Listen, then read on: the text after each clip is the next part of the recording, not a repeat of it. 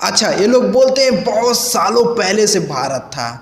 तभी के भारत था तो भारत का राजा कौन था ये भी बता देना चाहिए ना। भारत का राजा ये था। आदि पुरुष को डायलॉग लेखक मनोज मुंतशिर आज तक को इंटरव्यू में भने को छ नेपाल भारत को हिस्सा थियो 1903 में र माता सीता भारत कै छोरी हुन् किनकि भारत को हिस्सा नेपाल थियो। त्यसैले गर्दा मैले त्यो डायलॉग लेखेको थिएँ र यसमा केही पनि गलत छैन। मलाई थाहा छैन नेपालीहरू किन यसको विरोध गरिरहेको छन्, सायद तिनीहरूलाई यो कुरा थाहा छैन।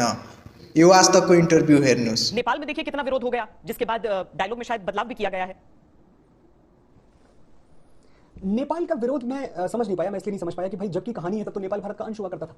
तो अगर हम भारत की बेटी कह रहे हैं सीता को, तो नेपाल कौन सा भारत से अलग था? नेपाल तो अभी 1903 या 4 की बात है जब नेपाल भारत से अलग हुआ है। Nepal was very much India, Bharat ही था नेपाल, तो भारत की ही बेटी थी उस हिसाब से। तो नेपालियों का एतराज मैं समझ नहीं पा रहा हूं, लेकिन हाँ एक बात है कि अगर उनको कोई एतराज है तो बड़ा। इस चौथ का पहला पॉइंट ये है, रामायण के समय में भारत था और नेपाल उसका हिस्सा था। सबसे पहले मैं इस चूतियों को बता देना चाहता हूँ, रामायण के समय में भारत नहीं था, अयोध्या था। अयोध्या था और मिथिला राज्य था।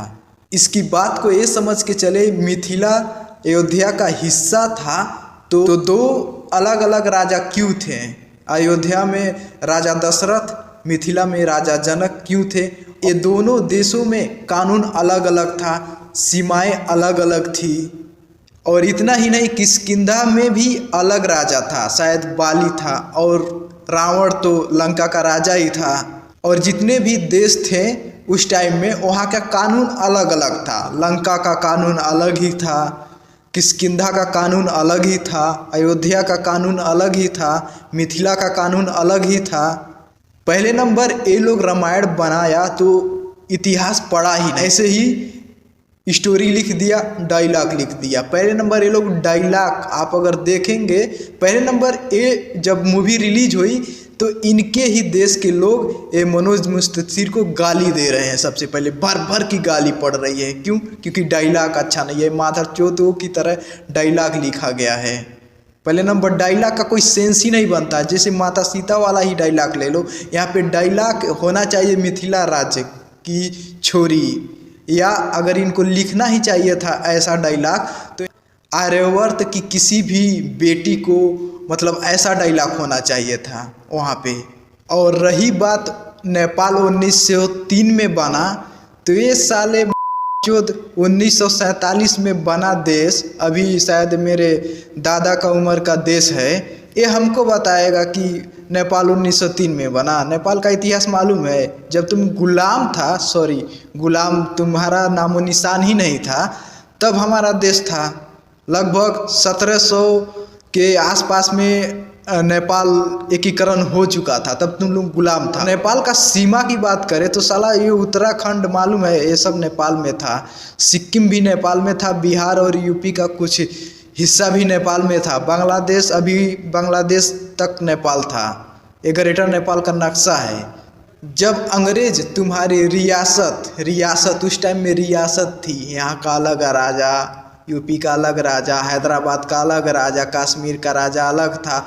जब अंग्रेज छोड़ के जाने लगे तो फिर से ये लोग मतलब अलग अलग अपना देश बनाने के लिए सोच रहे थे।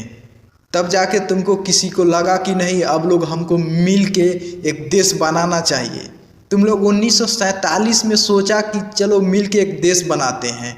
हम लोग 1700 लगभग 200 सालों पहले हम लोग अपना एक देश, संगठित देश बना चुके थे, एक एरिया बना चुके थे।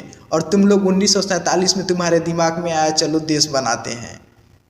तो जो तुम लोग 1947 में किया, हम लोग 1700 में ही कर चुके थे। तो हमको इतिहास मत सिखाओ, ठीक है?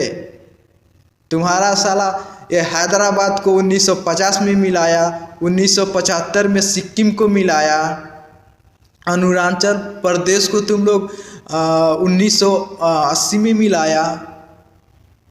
कश्मीर की बात करें तो राजा हरि सिंह ने तुम्हारे देश में मिलने से मना कर दिया था। तो अभी जाके तुम लोग 2019 में कश्मीर को इंडिया में मिलाया।